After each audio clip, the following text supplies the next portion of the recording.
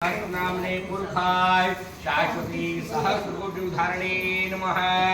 बोले विष्णु भगवान की जय। नारद कहने लगे, हे नारद जी, आप भगवान का महात्म्य सुनने का मन करता है।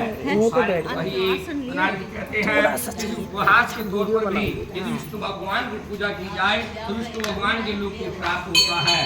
और उसका तो कहना है क्या, जो भक्ति पूर्वक करता है।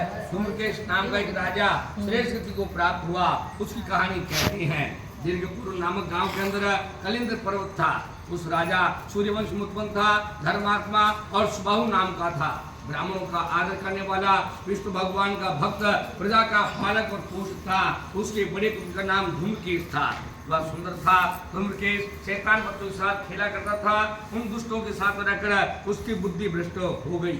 सदैव जुआ खेले, चोरी करे, छुपकर मदिरा पान करे, युवावस्था में मत्स्य मांस खाने लगा।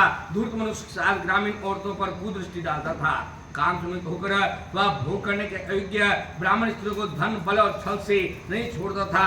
सब कुछ राजा ने सुनकर उसे बड़ा धमकाया, किंतु उसकी क्रियाएं स्वभाव वैसे ही रहे। एक बार राजा का पुत्र गेंद खेल रहा था। गेंद को जैसे फेंका, वह राजभवन में जा गिरी। उसे तलाश करने राजा का पुत्र भवन में पहुंचा और में से राजा की स्त्री भी उसके रूप को देखते कामग्रस्त हो गई। उसने दूर से 2 बार राजा के पुत्र को गेंद दिखाई और हंसते हुए लज्जा भाव और मधुर वचनों से कहने लगी, हे राजपुत्र, यहाँ आइए, गेंद लीजिए, धन ले जाइए और जो कुछ चाहते हैं हम आपको देंगे। कानों को सुंदर लगने वाली इस प्रकार की रानी के वचनों को सुनकर तथा मधुर वचनों सुनकर मूर्ख राजा का लड़का आपको न विचारता हुआ राजभवन में जा पहुंचा और सौतेली माता के साथ रहने लगा।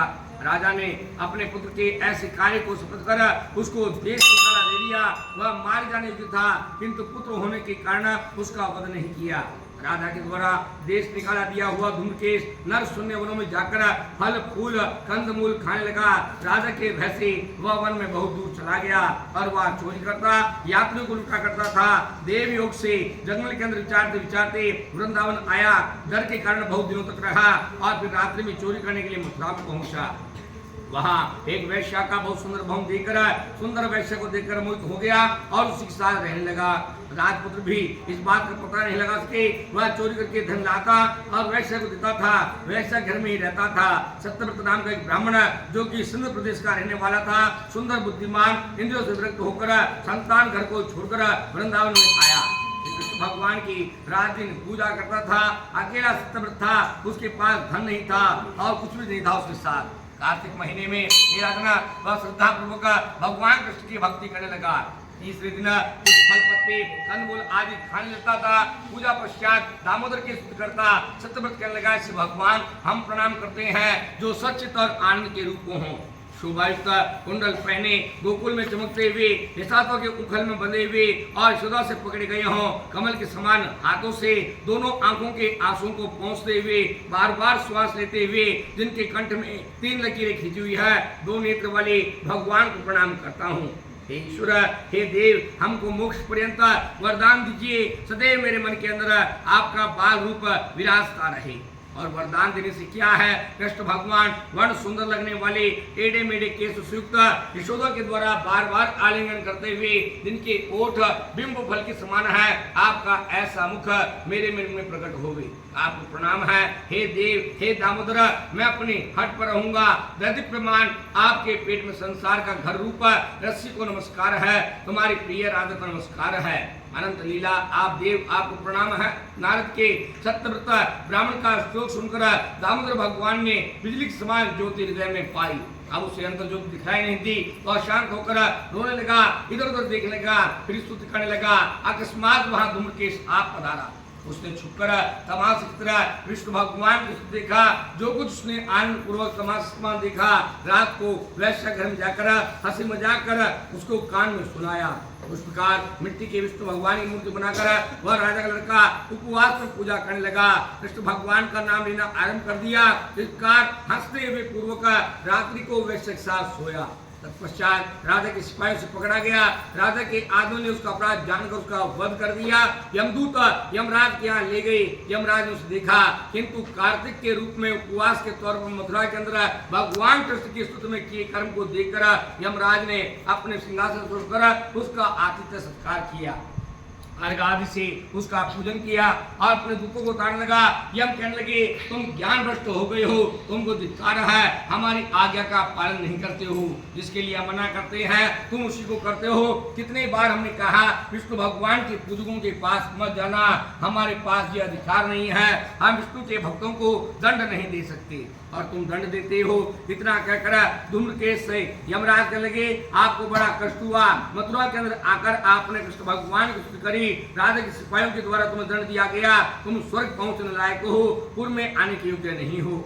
यमराज के वचन सुनकर धूम्रकेश बोला कि मैं वैकुंठ जाने की किस प्रकार योग्य हूँ, मेरा सारा जीवन पाप से मुक्त है। भगवान विष्णु आश्चर्य की बात बताई है और मैंने सुनी है, मैं पापी भला किस पुण्य के प्रभाव से श्रेष्ठ गति को प्राप्त होऊंगा। आपने मेरे ऊपर बड़ा अनुग्रह किया, पुण्य पाप के लक्षणों को मैं नहीं जानता, मैं श्रेष्ठ गति को तब पाऊंगा जबकि तुम्हारे मुख से शंका दूर होगी। हे धूम्रकेश यमराज कहते हैं कि रोग रहित कमल के समान नेत्र हैं जिनके, ऐसे नारायण को प्रणाम करके तुम्हें धर्म के लक्षण सुनाता हूँ, सुनिए। वेद के अंदर जो कुछ वर्णित है वह धर्म है, जो निषिद्ध है वही अधर्म है। प्रवृत्ति मार्ग और निवृत्ति मार्ग दो प्रकार का धर्म होता है। फल की प्राप्ति की इच्छा और फल प्राप्ति की अनिच्छा से भी एक धर्म दो प्रकार से हो जाता है। जो पुरुष फल की इच्छा से धार्मिक कर्म करते हैं वे प्रवृत्त धर्म कहलाता है और फल की अनिच्छा का धर्म निवृत्त फल कहलाता है। राजपुत्र एक गुप्त चीज सुनिए, स्त्री की पुरुष और पुरुषों की भगवान में भक्ति होती है वही धर्म है।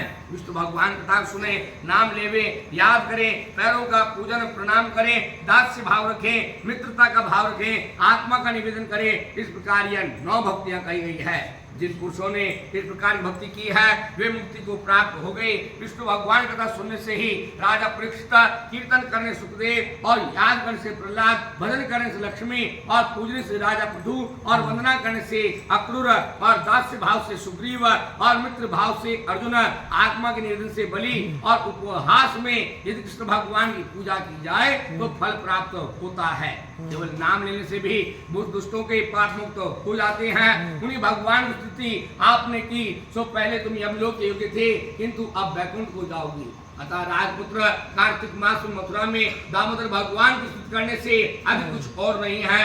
शालग्राम तीर्थ जहाँ विष्णु भगवान की मूर्ति प्रकट हुई है वह गंडकी नदी समझो तथा वही चक्र तीर्थ समझो। धूम्रकेश कहने लगा लोकनाथ महाप्रभु आप सर्वज्ञानी हैं, मेरी शंका निवारण कीजिए, सब स्थानों में प्राप्त गंगा नदियों को छोड़कर गंडकी नदी कैसे प्राप्त हुई। यमराज कहते हैं कि समय में वेश्या नाम के मुनि हुए थे जो गंगा के तीर्थ पर तपस्या करते रहे। लोक के सुख के लिए उन मुनि का आश्रम बहुत पवित्र सुंदर प्रकार के वृक्षों की वाला और ऋतुओं में पुष्प और फल से परिपूर्ण रहता था। वहाँ के जीवों में शत्रु भाव किसी में नहीं पाया जाता था। पूजने के लिए पुष्पों रसाल वृक्षों से सुसज्जित इस प्रकार के आश्रम में श्री मुनि को तपस्या देखकर इंद्र को डर लगा और बहुत सुंदर मंजू घोष नाम की देव कन्या को भेजा।